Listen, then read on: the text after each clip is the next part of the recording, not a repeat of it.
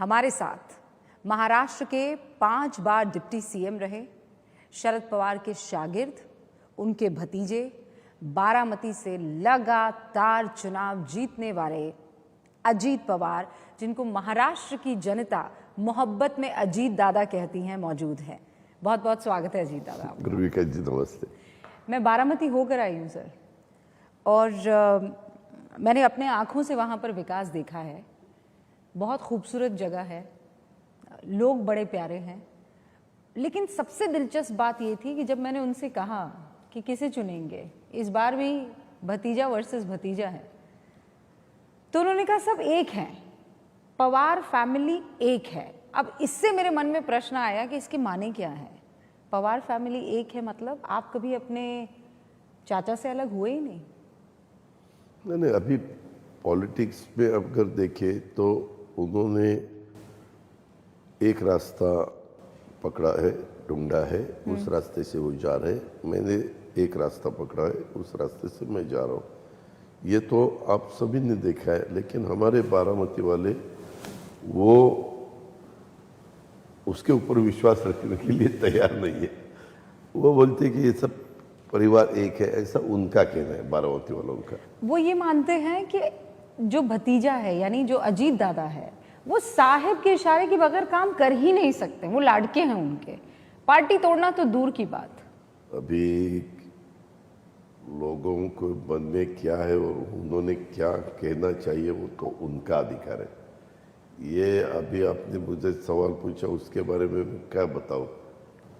एक जमाना था, इतना ही मुझे मालूम है। आपको दुख होता है? नहीं, क्या होता है रुबिका जी, अभी मेरे ऊपर जो जिम्मेवारी आई है, मैं सुबह से रात देर तक काम में बिजी रहता हूँ। और मुझे काम करना बहुत पसंद है। कहीं भी जाए, जो भी जिम्मेवारी हो अपने ऊपर, वो उसमें इतनी अच्छी तरह से निभाना कि खुद को भी लगे कि नहीं, हमने खुद ने अच्छी तरह से निभाई है, तो फिर बाकी लोगों को भी लगती है। ऐसा मेरा काम करने का तरीका है। तो आपने जो सवाल पूछा, वो उसके बारे में सोचने का मुझे वक्त ही नहीं मिलता। और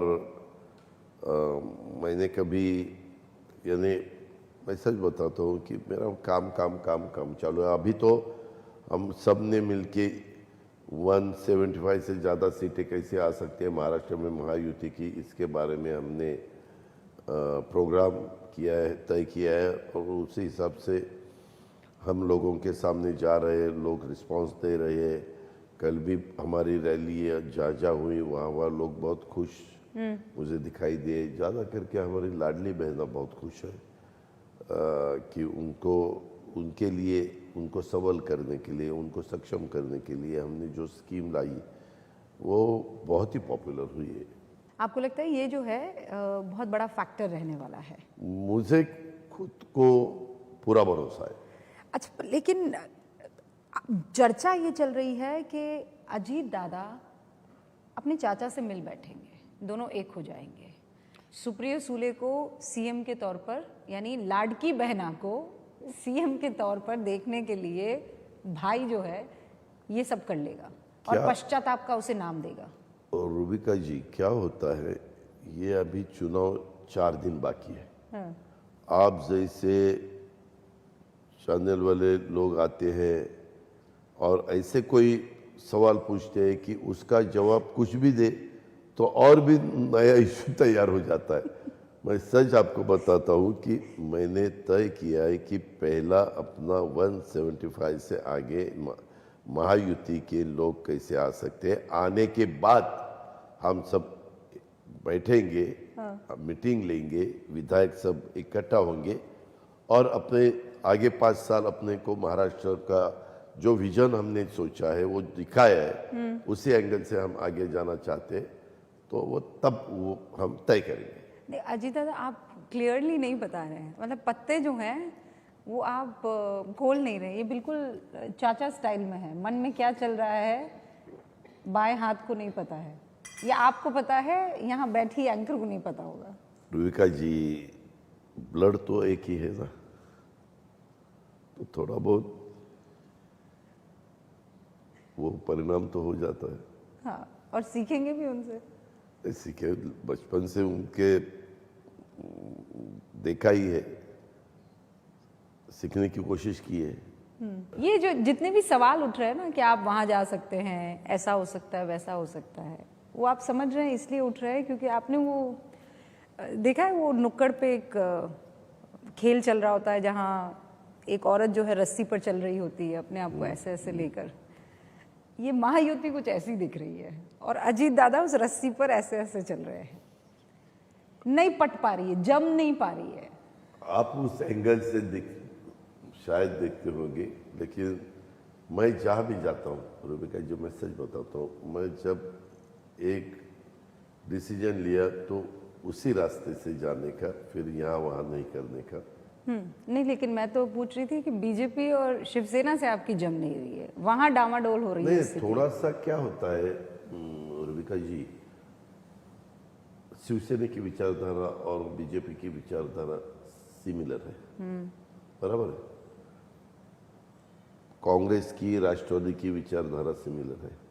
हमारे महाराष्ट्र में शिव शाहू फुले अम्बेडकर की विचारधारा चलती है, लोग उसको ज़्यादा सपोर्ट करते हैं, और जो इस विचारधारा से आगे जाते हैं उनको, उनके पीछे लोग जाते हैं। मेरा ये कहना है कि उससे ही अपने महाराष्ट्र का, उसमें ही महाराष्ट्र का हित है, महाराष्ट्र उससे ही आगे जा सकता है। अगर दो कास्ट में झगड़ा होके वहाँ की लॉ एंड ऑर्डर खराब करके कुछ भी फायदा नहीं, ऐसा मेरा खुद का मानना है। इसीलिए बटेंगे कटेंगे ये मुझे बिल्कुल पसंद नहीं है। हम एक है तो सेफ है, मैं उसको इस एंगल से देखता हूँ। हर एक अलग अलग एंगल से देखते होंगे, आप भी देखते होंगे। जैसे हम सबका साथ सबका विकास, मतलब हिंदू, मुस्लिम, सिख, ईसाई, पारसी, सबका साथ सबका विकास, वैसे हम एक है, हम यानी सब।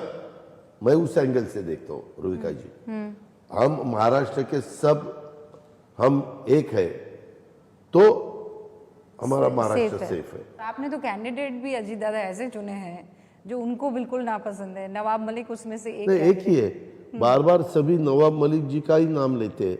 मेरा ये कहना है रूबिका जी कि उनके ऊपर आरोप है, सिद्ध नहीं हुए, दोषी नहीं हो। हाँ, मैं ये सोच रही थी कि दो नेताओं में जब इन चीज़ों को लेकर चर्चा होती होगी तो एक आध कैंडिडेट क्या वाकई माने रखता है? मतलब क्या फडणवीस जी ने आपको कहा था कि ये वाला फैसला मत लो और आपने ना मानी? नहीं नहीं, उन्होंने बताया था, लेकिन मैंने कहा कि उनके ऊपर अन्याय हो रहा है। वो आरोप सिद्ध न होते हुए भी उनको बाजू रखना ठीक नहीं। मतलब महायुति के आइडियोलॉजी के ऊपर आपने नवाब मलिक को चुना, ऐसा क्या, ऐसी क्या बात है?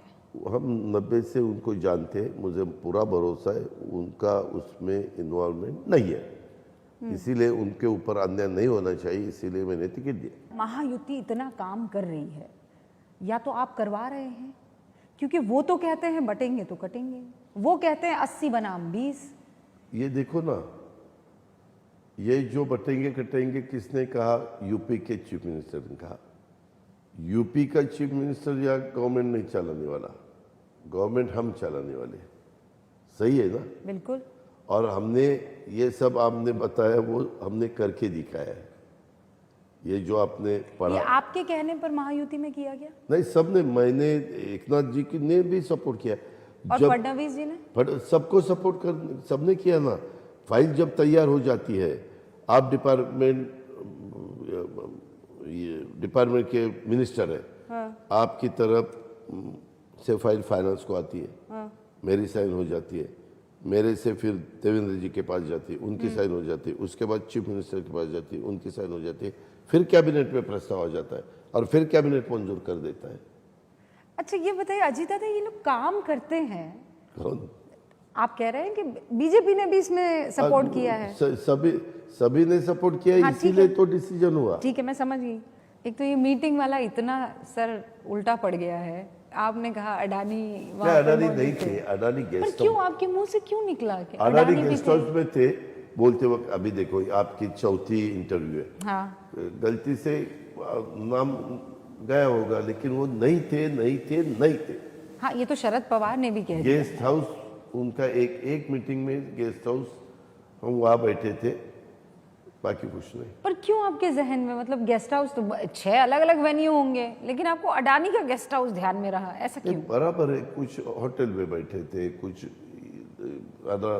वो गेस्ट हाउस में बैठे थे, ऐसे कुछ अलग अलग एरिया में बैठे थे। जो उस वक्त हुआ, क्या वो इन चुनावों के बाद भी अजीत दादा हो सकता है कि अजीत पवार के मन में कुछ विचार ऐसा है? वैसा विचार आने की जरूरत भी नहीं, वैसा होगा भी नहीं, क्योंकि हमारा क्लियर मेजॉरिटी आ जाएगा, हमारी दिन ब दिन पोजीशन बेहतर हो रही है।